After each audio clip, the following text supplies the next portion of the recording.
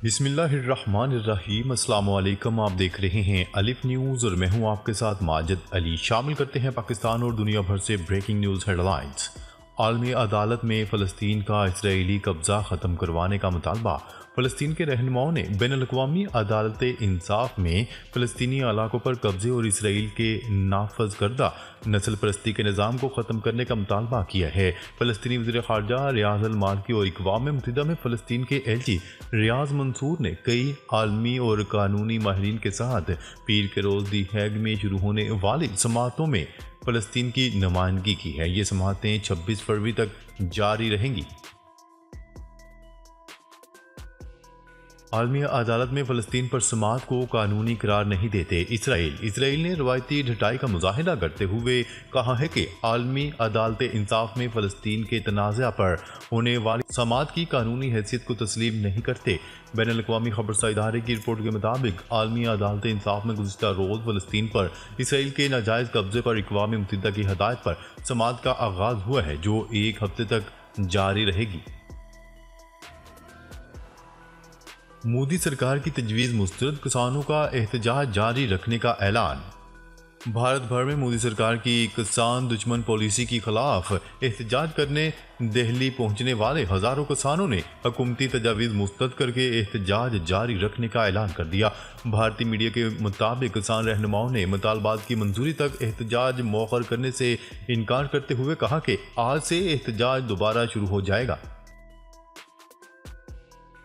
गजा में फ़लस्तीनियों की नस्लकुशी, ब्राज़ील ने इसराइल से अपना सफ़ीर वापस बुलवा लिया। ब्राज़ील ने गजा जंग में फ़लस्तीनियों की नस्लकुशी पर एहतजाजन इसराइल से अपना सफ़ीर वापस बुला लिया है। आलमी खबरसा इदारे की रिपोर्ट के मुताबिक ब्राज़ील के सदर ने गजा में इसराइल के किरदार को हिटलर और फ़लस्तीनियों की नस्लकुशी को होलोकॉस्ट से तशबीह दी थी, जिस पर दोनों ममालिक के दरमियान कशीदगी पैदा हो गई थी। इस बयान पर इसराइल ने हरदर्मी का मुजाहरा करते हुए ब्राज़ीली सदर को नापसंदीदा शख्सियत करार देते हुए कहा है कि ब्राज़ीली सदर के बयान वापस लेने तक इन्हें इसराइल में खुश आमदीद नहीं कहा जाएगा।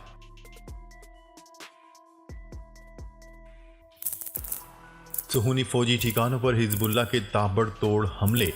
न्यूज़ रिपोर्ट के मुताबिक हिजबुल्लाह लबनान ने अपने एक बयान में ऐलान किया है कि इसराइली मुजाहमत के मुजाहिदीन ने गजा के साबित कदम अवाम की जुर्रत और बहादुरी की हमायत में सुहूनी फौज की अलमगाजी अड्डे के करीब सुहूनी फौजियों के एक ठिकाने पर मिसाइल हमला किया है। हिजबुल्लाह ने एक और बयान में कहा है कि इस्लामी मुजाहमत के मुजाहिदीन ने गजा के अवाम की मदद व हमायत की गरज से ओन मनाखेम नामी इलाके में भी सुहूनी फौज के ठिकानों को निशाना बनाया।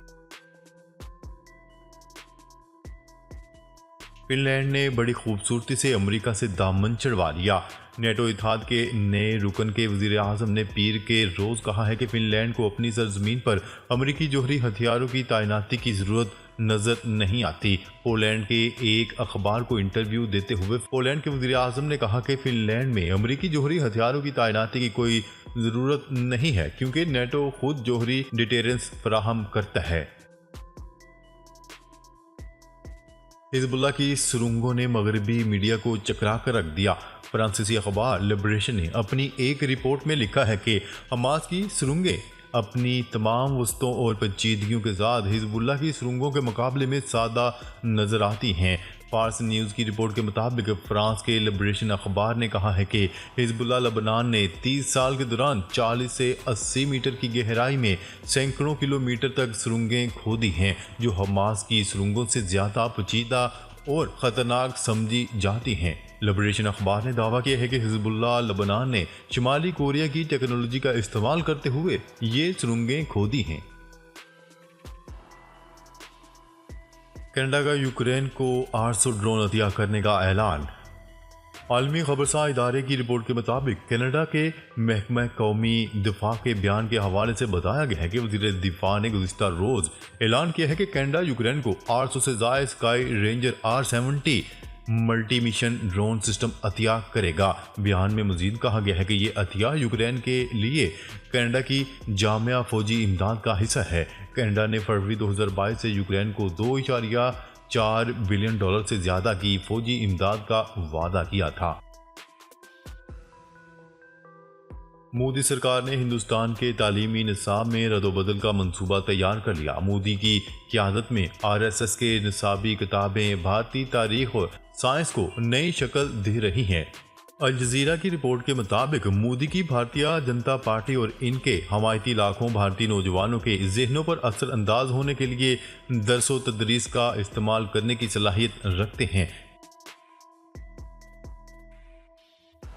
चीन का पाकिस्तान में सियासी वहदत और समाजी इस्तेहकाम पर जोर। पाकिस्तान में होने वाले आम इंतखाबात के 12 दिन गुजर जाने के बावजूद किसी भी जमात या इत्तेहाद की तरफ से हुकूमत साजी का दावा अभी तक सामने नहीं आया और इस दौरान चीन ने पीर के रोज़ अपने करीबी दोस्त पर सियासी इत्तेहाद और समाजी इस्तेहकाम को बरकरार रखने का मुतालबा किया है। चीनी वजारत खारजा की तर्जुमान ने मीडिया से बातचीत करते हुए कहा कि एक करीबी दोस्त और पड़ोसी होने के नाते चीन पाकिस्तानी अवाम के इंतखाब का मुकम्मल एहतराम करता है। इसराइली बर्बरियत जारी, मजीद 103 फ़लस्तीनी शहीद।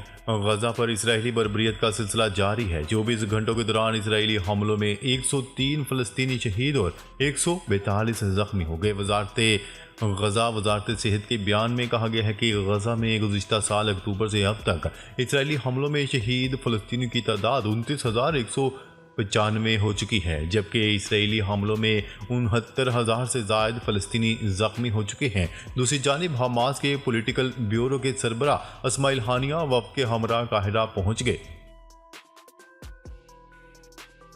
प्यूटन का शुमाली कोरिया के सरबराह किम जोंग उन को रूसी कार का तोहफा। रूसी सदर व्लादिमीर पुतिन ने शुमाली कोरिया के सरबराह किम जोंग उन को रूसी कार का बतौर तोहफा दे दिया। शुमाली कोरिया के सरकारी मीडिया के मुताबिक किम जोंग उन को ज़ाती इस्तेमाल के लिए रूसी सदर की जानिब से भेजी गई कार 18 फरवरी को मौसूल हुई। किम जोंग उन की बहन ने रूसी सदर व्लादिमीर पुतिन को कार का तोहफा देने पर शुक्रिया का पैगाम भिजवाया है, जिसमें कहा गया है कि ये तोहफा आला रहनुमाओं के दरमियान खुसूसी ज़ाती ताल्लुकात का वाज़िया मुज़ाहिरा है।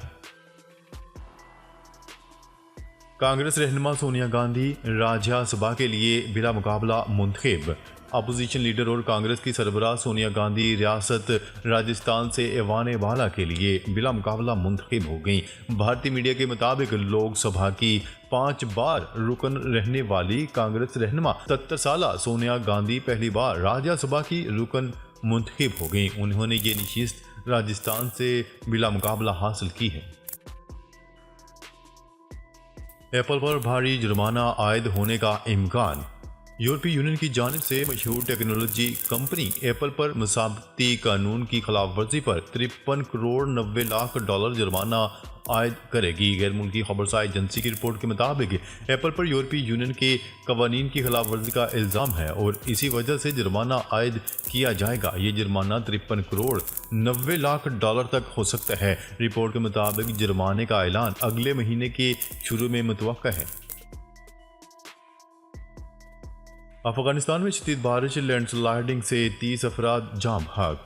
अफगानिस्तान में शदीद बारिशों और लैंडस्लाइडिंग के नतीजे में दर्जनों अफराद जाम हक हो गए। अफगान मीडिया की रिपोर्ट के मुताबिक बारिश और बर्फबारी अफगानिस्तान के मशरकी सूबे नूरिस्तान और पंजशेर में हुई। हुकाम का कहना है कि नूरिस्तान में बर्फबारी के बाद लैंडस्लाइडिंग हुई, जिसके नतीजे में 30 अफराद जिंदगी हार बैठे, जबकि 8 अफराद जख्मी हुए। मुल्क भर में ट्विटर की सर्विस बहाल होने के बाद दोबारा मुतासर। पाकिस्तान भर में समाजी राब्तों की वेबसाइट ट्विटर बहाल होने के बाद एक मरतबा फिर मुतासर हो गई। मुल्क भर में आज जहां एक्स की सर्विस तकरीबन 41 घंटों बाद दोबारा बहाल होना शुरू हुई, अब फिर सार्फिन को मुश्किलात का सामना है। ट्विटर सार्फिन को वेबसाइट डाउन होने के बायस रसाई हासिल नहीं। पाकिस्तान में ट्विटर की सर्विस डाउन होने के हवाले से कोई वजाहत सामने नहीं आ सकी। मुसलमान मुसाफिरों की मौजूदगी, सऊदी तैयारे को मुंबई में उतरने ना दिया गया। सऊदी तैयारे में बांग्लादेशी मुसलमान मुसाफिर की मौजूदगी की वजह से भारत ने मुंबई में इमरजेंसी लैंडिंग की इजाज़त देने से इनकार कर दिया। एविएशन राय के मुताबिक सऊदी एयरलाइन की परवाज़ SV 805 ढाका से रियाज जा रही थी कि बांग्लादेशी मुसाफिर की तबीयत ख़राब हो गई। ये वाक़या उस वक्त पेश आया जब तैयारा भारतीय फ़ज़ाई हदूद से गुजर रहा था। ज़राए ने बताया कि मुसाफिर की तबीयत को मद्देनजर रखते हुए पायलट ने तैयारे को करीबी मुंबई एयरपोर्ट की तरफ लैंडिंग के लिए मोड़ा और ATC मुंबई से इजाज़त तलब की।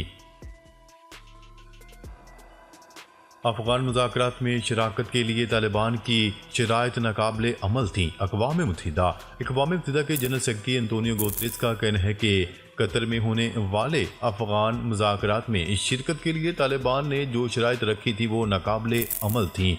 आलमी खबरसार इदारे की रिपोर्ट के मुताबिक कतर के दारुल हुकूमत दोहा में अक़वाम मुत्तहिदा की मेज़बानी में होने वाले 2 रोज़ा अफगान मुज़ाकरात के इख्तिताम पर जनरल सेक्रेटरी एंटोनियो गुतेरेस ने तालिबान की अदम शिरकत पर तनकीद की।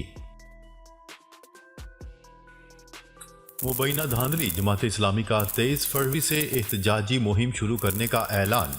तर्जुमान जमात इस्लामी कैसर शरीफ के मुताबिक झुर्लू इलेक्शन को बेनकाब करने के लिए तमाम आइनी व जमहूरी रास्ते इख्तियार करेंगे। जमात इस्लामी 23 फरवरी से एहतजाजी मुहिम का आगाज करेगी। पहला एहतजाज पेशावर में होगा जिसकी क़यादत सिराजुल हक खुद करेंगे। उन्होंने कहा है कि 25 फरवरी को इस्लामाबाद में जमहूरियत बचाओ कॉन्फ्रेंस होगी। इलेक्शन कमिश्नर इस्तीफा थे। इलेक्शन प्रोसेस का मुकम्मल ऑडिट और तहकीकात के लिए आला अदालती कमीशन तश्कील दिया जाए। अवाम के हकूक़ की जिद्दोजहद पर कोई समझौता नहीं होगा। नाजरीन, अब तक के लिए इतना ही। मज़ीद खबरें लेकर बहुत जल्द आपकी खिदमत में हाजिर होंगे। तब तक के लिए अपना ख्याल रखिएगा। अल्लाह निगहबान।